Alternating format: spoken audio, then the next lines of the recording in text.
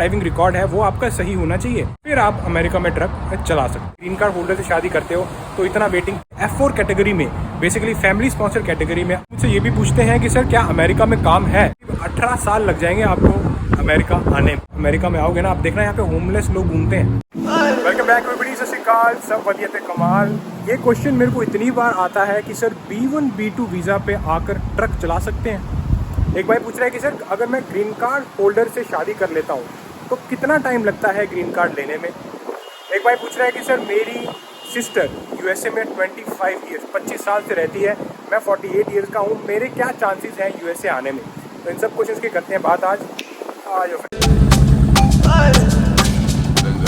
B1 B2 visa एक tourist visa होता है। इस पे आप यहाँ पर आकर 6 महीने के लिए घूम सकते हो, जो कि स्टैंप मिलती है आपको। घूमो फिरो खाओ पियो, उसके बाद वापस जाना होता है, क्योंकि ये एक नॉन इमिग्रेंट वीज़ा होता है। अब काफ़ी लोग बोलते हैं कि B1 B2 वीज़ा पे आकर काम कर सकते हैं, ट्रक चला सकते हैं, टैक्सी चला सकते हैं। वो सब कैसे होता है? तो ये सब होता है अगर आप अपना स्टेटस चेंज करते हो, नॉन इमिग्रेंट से इमिग्रेंट में चेंज करते हो, तो आपको यहाँ पे वर्क ऑथराइजेशन मिल जाता है, SSN नंबर मिल जाता है। उसके बाद आप CDL ड्राइविंग लाइसेंस, कुछ भी करना है अमेरिका में आप लीगली कर सकते हो, लेकिन चेंज ऑफ स्टेटस करने के बाद। B1 B2 वीज़ा पे आप काम नहीं कर सकते, ट्रक नहीं चला सकते, टैक्सी नहीं चला सकते, कुछ भी ऐसा काम जिसमें यहाँ पे आपको इनकम बने वो लीगली आप नहीं कर सकते। कुछ लोग करते हैं, वो कैश पे काम करते हैं, ट्रक वगैरह नहीं चला सकते, क्योंकि ट्रक चलाने के लिए आपको सबसे पहले CDL लाइसेंस चाहिए, और CDL लाइसेंस निकालने के लिए आपको SSN नंबर चाहिए, लीगल वर्क ऑथराइजेशन चाहिए USCIS से। उसके बाद ही आप CDL लाइसेंस निकाल सकते हो। पूछेंगे कि सर ये चेंज ऑफ स्टेटस कैसे करते हैं? तो यहाँ पर जब आप नॉन इमिग्रेंट वीज़ा पे आते हो, B1 B2 वीज़ा जिसको टूरिस्ट वीज़ा बोलते हैं, और अगर आप यहाँ पर आके किसी US सिटीजन से शादी करते हो तो आपको ग्रीन कार्ड मिलता है, वर्क ऑथराइजेशन मिलता है, SSN मिलता है, सब कुछ लीगल पेपर वर्क मिल जाते हैं और काम कर सको, रह सको, हर वो चीज़ कर सको जो एक US सिटीजन करता है। तो ये हो गया एक तरीका। अगला तरीका होता है, काफ़ी लोग यहाँ पर आते हैं जिनको अपनी कंट्रीज में दिक्कत थी, वो यहाँ पे आके पॉलिटिकल असाइलम लगा लेते हैं। उसके बाद वो इस कंट्री के टैक्स पेयर बन जाते हैं, उनको भी वर्क ऑथराइजेशन, SSN, हर वो चीज़ मिलती है जिससे लीगली वो यहाँ पर काम कर सकें। तो इसके थ्रू काफ़ी लोग ट्रक भी चलाते हैं, टैक्सी चलाते हैं, और जितनी भी जॉब्स हैं अवेलेबल वो कर सकते हैं लीगली। कुछ लोग यहाँ पर B1 B2 वीज़ा पर आके उसको इन्वेस्टमेंट वीज़ा में चेंज कर लेते हैं, जो कि EB5 वीज़ा है। मैंने आपको ऑलरेडी इस पर वीडियो बनाई है, एक डिटेल आप वहाँ पे जाके चेक कर सकते हो। वो लोग भी यहाँ पर आकर अपना जब स्टेटस चेंज करते हैं तो उनको ग्रीन कार्ड मिल जाता है। फिर आप ग्रीन कार्ड मिलने के बाद जो भी करना चाहो कर सकते हो। बिज़नेस, आपको यहाँ पर बिज़नेस में पैसा इन्वेस्ट करना होता है, 10 लोगों को जॉब देनी होती है, उसके बाद आप भी यहाँ पर लॉफुल परमानेंट रेजिडेंट बन जाते हो। लोग पूछते हैं कि सर ये मैं चेंज ऑफ स्टेटस कैसे कर सकता हूँ? तो आप किसी भी इमिग्रेशन लॉयर को मिलो, वो आपको प्रॉपर गाइड करेंगे कि क्या तरीका है, किस तरह से आप लॉफुली चेंज ऑफ स्टेटस कर सकते हो और यहाँ का ग्रीन कार्ड ले सकते हो। और भी काफ़ी ज़्यादा तरीके हैं, वो आपको एक तरीका एडवाइस करेंगे कि आपको कौन सा तरीके में आप फिट होते हो, वो आप अप्लाई करके यहाँ पर ट्रक टैक्सी जो करना है कर सकते हो लीगली। ट्रक के लाइसेंस को निकालने के लिए क्या क्या रिक्वायरमेंट्स हैं? तो सबसे पहली रिक्वायरमेंट है कि आपके पास लीगल ऑथराइजेशन होनी चाहिए, वर्क ऑथराइजेशन USCIS से।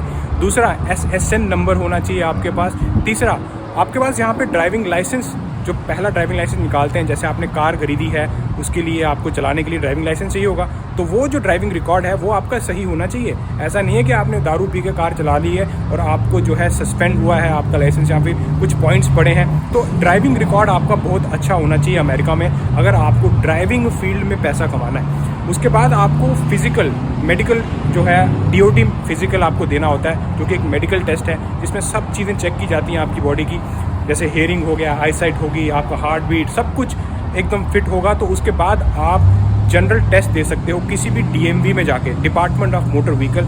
ये वो जैसे हमारे इंडिया में रहता है ना RTO, वैसे यहाँ पे DMV रहता है। तो आप वहाँ पे जाके टेस्ट दो, जनरल टेस्ट पास हो गया, फिर आपको स्कूल में जाना होता है प्रॉपर सीखने के लिए ट्रक ड्राइविंग।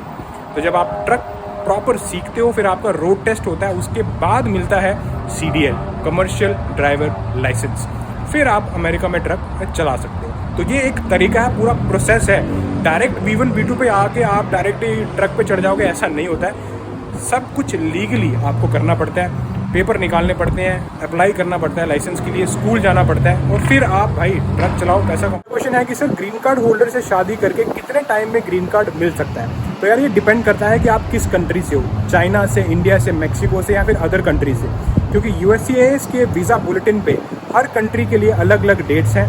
तो फॉर एग्जांपल आपने यूएसए में किसी ग्रीन कार्ड होल्डर से शादी की तो इंडिया के लिए 1 जून 2021 में जिसने केस लगाया था उसको अभी वीज़ा प्रोसेसिंग में चल रहा है, उसको ग्रीन कार्ड मिल रहा है। तो करीब करीब 3 साल का वेट है।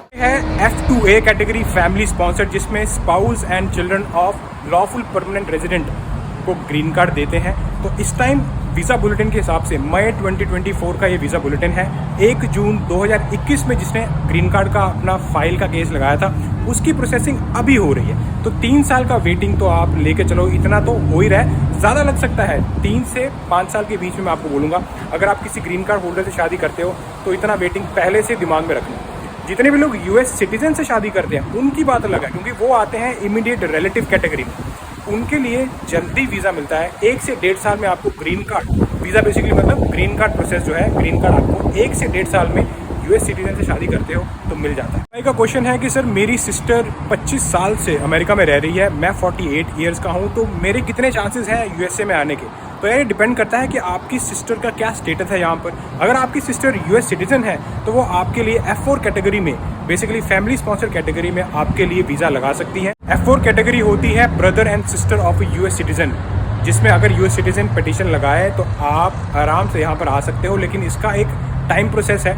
अभी वीज़ा बुलेटिन मई 2024 की बात करें तो इस कैटेगरी में इंडियंस के लिए, जितने लोग इंडिया में रहते हैं, 15 जनवरी 2006 में जिन्होंने केस लगाया था उनको अभी उनका केस प्रोसेस हो रहा है और अभी ग्रीन कार्ड मिल रहा है। तो आप लोग देख ही सकते हो वेटिंग पीरियड बहुत ज़्यादा है। आप आ सकते हो लेकिन बहुत ज़्यादा वेट करना पड़ेगा अगर आप इमिग्रेंट पिटीशन फाइल करते हो और अगर आपकी सिस्टर यहाँ पर यूएस सिटीजन है तो।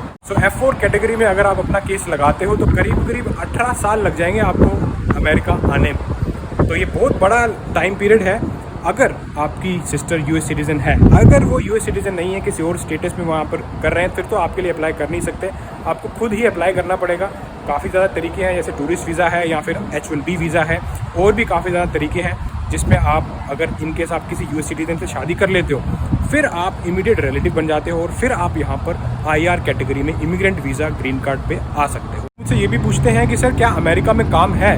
तो जितने लोग मेहनत करते हैं उनके लिए है, जितने लोग नहीं करना चाहते मेहनत, सोना चाहते हैं, नींद पूरा करनी चाहते हैं, उनके लिए अमेरिका में बिल्कुल काम नहीं है, क्योंकि आपके खर्चे ही नहीं निकल पाएंगे अगर आप यहाँ पे मेहनत नहीं करते हो या कुछ स्मार्ट वर्क नहीं करते हो जिससे आप पैसा बनाओ। क्योंकि ये कंट्री का सीधा सीधा कहना है, आप पैसा बनाओगे तो अच्छी ज़िंदगी जियोगे, अगर आपने पैसा नहीं बनाया तो रोड पे आ जाओगे। और काफ़ी एग्जाम्पलें हैं, जब आप अमेरिका में आओगे ना, आप देखना यहाँ पे होमलेस लोग घूमते हैं जिनके ना सर पे छत है, ना कार है, ना कपड़े हैं, ना खाना खाने को पैसा है। तो ऐसे वही लोग बनते हैं जो लोग मेहनत नहीं करते। तो मेहनती बनना, फिर आप यहाँ पे हर वो ड्रीम पूरी कर सकते हो। एक भाई ने बड़ा ही अच्छा कमेंट लिखा है कि सर आपकी वीडियो का वेट मैं रोज़ करता हूँ, हर रोज़ आपकी वीडियो देखता हूँ। तो यार बहुत अच्छा लगा कि आपने अप्रिशिएट किया मेरी वीडियोज़ को, thank you so much for that. और काफ़ी अच्छा लगता है, मोटिवेट होता हूँ मैं कि हाँ और भी जितने भी आपके कमेंट्स हैं, आपके क्वेश्चन हैं, उनके आंसर दे पाऊँ। तो मिलता हूँ आपको ऐसी किसी इंटरेस्टिंग वीडियो में next time. Until then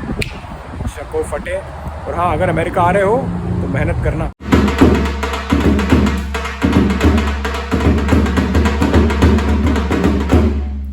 I love it. I love it. I love this. I love this.